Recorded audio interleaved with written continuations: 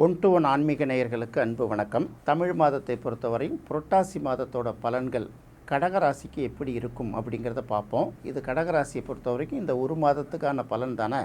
அதனால் கடகராசியை பொறுத்த வரைக்கும் இந்த புரட்டாசி மாதத்தோட தொடக்கமே பார்த்திங்கன்னா ராசிக்கு முன்னும் சுபக்கிரகம், ராசிக்கு அடுத்த இடத்துலும் சுபக்கிரகம் இருக்கிறதுனால ரெண்டுமே சுபக்கிரகம் மட்டுமில்லை, ரெண்டுமே பணத்தை கொடுக்கக்கூடிய ஒரு கிரகம்.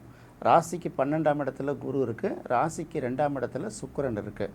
ரெண்டு கிரகங்களுமே பார்த்திங்கன்னா ஒன்று சிறு பணத்தை கொடுக்கக்கூடியது, இன்னொன்று பெரும்பணத்தை கொடுக்கக்கூடியது. அதனால் உங்களுக்கு தேவையான பணம், அவசியமான பணம் நிறைய கொட்டி கொடுக்கும்னு சொல்ல முடியாது.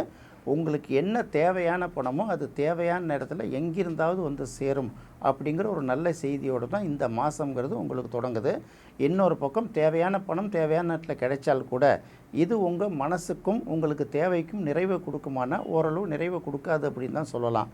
ஏன் அப்படின்னு பார்க்கும்போது 2ஆம் இடத்துல இருக்கக்கூடிய சுக்கிரன் தனியாக இல்லை, அதோட கேது சேர்ந்துருக்கு. சுக்கிரனுக்கு பொறுத்த வரைக்கும் சிம்ம ராசி ஒரு பகை வீடு அப்படிங்கிறதுனால கண்டிப்பாக கிடைக்கும், பணம் வரதான் செய்யும். என்ன தேவைப்படுது, 10 ரூபா தேவையான நேரத்தில் ஒரு 8 ரூபா கிடைக்குது அப்படின்னு நினைக்கலாம். அடுத்தது 12ஆம் இடத்துல குரு இருக்கிறது பார்த்திங்கன்னா செலவுகள் விரயங்களை கூடுதலாக வைக்குங்கிறத மட்டுமே பார்க்கக்கூடாது. அது குருவுக்கு பகை வீடு. அதாவது ரெண்டு பக்கமும் ராசிக்கு முன்னும் சுபக்கிரகம், ராசிக்கு பின்னாலும் சுபக்கிரகம். ஆனால் இந்த ரெண்டு கிரகமும் இருக்கக்கூடிய வீடுகள் அந்தந்த கிரகங்களுக்கு பகை வீடுகள். அதனால் அந்த மாதிரி சின்ன சின்ன விஷயங்கள்லாம் இருக்கும். அதே போல் நீண்ட காலமாக அந்த நகை வாங்கலாம், கொஞ்சம் சில விஷயங்கள் சேமிப்புகள்லாம் பண்ணலாம் அப்படின்னு நினச்சிட்டு இருந்தீங்கன்னா முயற்சிகளை மட்டும் பண்ணிகிட்டே இருங்க. பெரிய அளவுக்கு பணத்தை இந்த மாதம் பெரிய அளவுக்கு அதுக்காக பணத்தை ஒதுக்கி வைக்க முடியாத ஒரு சூழல் தான் உருவாகும். அதனால் அதை பெருசாக எடுத்துக்க வேண்டிய அவசியம் இல்லை. அடுத்தது பார்த்திங்கன்னா 2ஆம் இடத்துக்குரிய சூரியனும் 3ஆம் இடத்துக்குரிய புதனும் 3ஆம் இடத்துலேயே இருக்கிறது ரொம்ப சிறப்பு. 3ஆம் இடத்துல இருக்கக்கூடிய சூரியன் மிகப்பெரிய தைரியத்தை கொடுக்கும். அடுத்தது 12ஆம் இடத்துக்கும் 3ஆம் இடத்துக்கும் உரிய புதன் உச்சம் பெற்று 3ஆம் இடத்துல இருக்கிறது ரொம்ப சிறப்பு தான். அப்போ சூரியன் புதன் 3ஆம் இடத்துலேருந்து சேர்ந்து ஒரு நல்ல சிறப்பை கொடுத்தா கூட வெளிநாடு வெளியூர் செல்வதற்கு யார் யாருக்கெல்லாம் முயற்சி பண்ணுறாங்களோ அதெல்லாம் நல்ல மாதிரி நடக்கும். அதே சமயம் 3ஆம் இடத்துல புதன் இருப்பது பார்த்திங்கன்னா சில நேரங்களில் முடிவெடுக்க முடியாத சில சூழ்நிலைகளை உருவாக்கும்.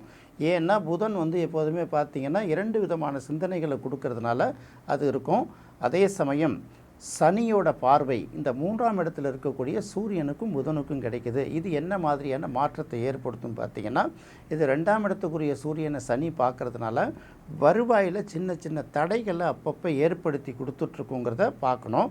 அதே சமயம் புதனை சனி பார்க்கறதுனால நிறைய பேர் பார்த்திங்கன்னா ஏதாவது ஒரு இடத்துல ஒரு தேவையான கடனை வாங்குவாங்க. நான் சொல்கிறது இந்த தற்காலிக கடன். இந்த ஒரு மாதத்துக்கு ஏதாவது ஒரு ப்ராஜெக்ட்டுக்கோ இல்லை வேறு ஏதாவது ஒரு பொருளை வாங்கிறதுக்கோ இல்லை ஒரு தேவைகளை நிறைவேற்றுவதற்காக கூட பார்த்திங்கன்னா யாருக்கிட்டையாவது ஒருத்தர் கடன் வாங்கி அதை அடுத்த மாதத்துக்குள்ளே திருப்பி கொடுக்குற சூழ்நிலையில் சில்லற கடன்களை வாங்குகிற மாதிரி இருக்கும். இது போல் கடன் வாங்குறதே உங்களுக்கு ஒரு நல்ல பரிகாரமாக இருக்கும் அப்படிங்கிறது நம்ம தெரிஞ்சுக்கணும். நிறைய பேர் குழந்தை சம்மந்தப்பட்ட இந்த குழந்தை பிறப்புக்காகவோ இல்லை சில ட்ரீட்மெண்ட்லாம் எடுக்கணும்னு நினச்சிங்கன்னா கூட இப்போதைக்கு அந்த முயற்சி எடுக்க வேணாம். 2ஆம் இடத்துல இருக்கக்கூடிய சுக்கிரன் துலாம் ராசிக்கு வந்த பிறகு இந்த முயற்சி எடுத்திங்கன்னா உங்களுக்கு ரொம்ப நல்லாயிருக்கும். அடுத்தது பார்த்திங்கன்னா கடகராசிக்கு 5ஆம் இடத்துக்கும் 10ஆம் இடத்துக்கும் உரிய கிரகம் செவ்வாய். இந்த செவ்வாய் 5க்கும் 10க்கும் இந்த செவ்வாயை பார்த்திங்கன்னா எல்லா ராசிகளை விட ஒரு ராசிக்கு ஒரு ரெப்ரசன்டேஷன் நல்லாயிருக்கும், இன்னொரு இடம் மைனஸாக இருக்கும்ல. கடகராசியை பொறுத்த வரைக்கும் செவ்வாய் முழு சுப கிரகம்.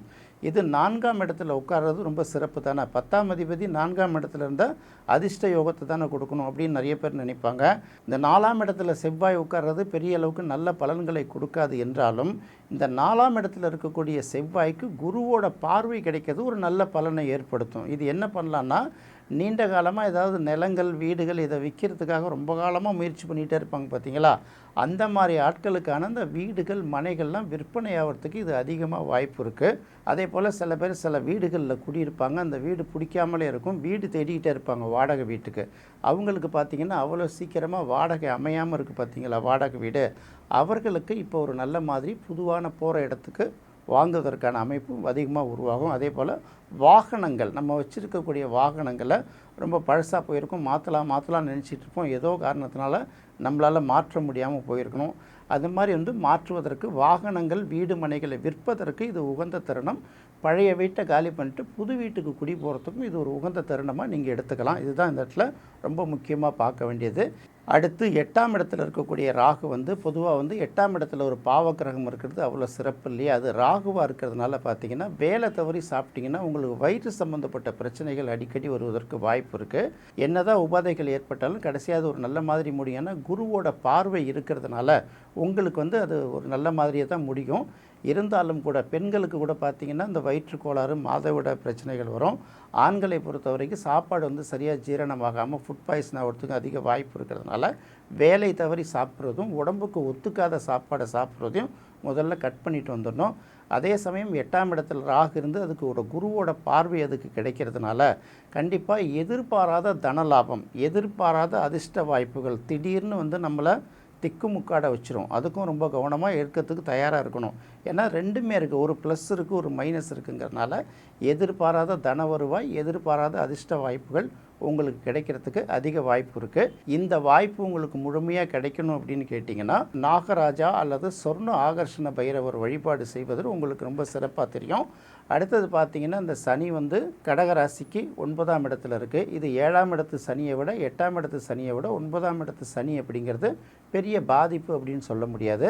சனி இப்போதைக்கு வக்கரமாக இருக்கிறதுனால இந்த சனியால் ஏற்கனவே பாதிப்பு ஏற்பட்டிருந்தால் பொதுவாக பார்த்திங்கன்னா அந்த சுபக்கிரகங்கள் 9ஆம் இடம் 5ஆம் இடத்துல இருக்கிறது நல்லது, பாவக்கிரகங்கள் இருக்கிறது அவ்வளோ நல்லது இல்லைன்னு சொல்லுவோம்ல. அப்போ என்ன பண்ணும், 9ஆம் இடத்துல போய் சனி உட்கார்ந்ததுன்னா நம்மளுடைய பாக்கியஸ்தானங்கள் நம்ம அனுபவிக்க வேண்டிய சில விஷயங்களை நமக்கு அப்பப்போ தடை பண்ணிகிட்டே வந்திருக்கும் இல்லையா. இப்போ சனி வக்கர பீரியடுங்கிறதுனால நமக்கு தேவையானது கிடைக்கிறதுக்கு அதிக வாய்ப்பு இருக்கிறதுனால இப்போதைக்கு நமக்கு எப்போதும் இப்படி தான் நடக்கும் அப்படின்னு சொல்லி முயற்சி பண்ணாமலாம் இருந்துடாதீங்க. சில விஷயங்கள் முயற்சி பண்ணால் உங்களுக்கு நல்ல பலன்கள் கிடைக்கும். குறிப்பாக தந்தை அல்லது தந்தை வழியில் உங்களுக்கு கிடைக்க வேண்டிய ஆதாயங்கள் உரிய நேரத்தில் சேரக்கூடிய வாய்ப்பு இப்போ இருக்கிறதுனால நீங்கள் அதை பயன்படுத்திக்கணும்.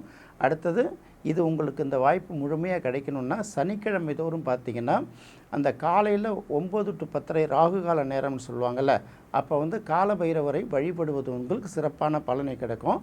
பொதுவாக பார்த்திங்கன்னா இந்த மாதம் முழுவதுமே சூரியனும் சனியும் ஒன்றை ஒன்று பார்த்து கொள்வதால் சமசப்தமே பார்வையாக பார்த்துக்கிறதுனால வேலை வாய்ப்பு, தொழில் முயற்சி இந்த மாதிரி பல விஷயங்களில் இடையூறு இருக்கும்.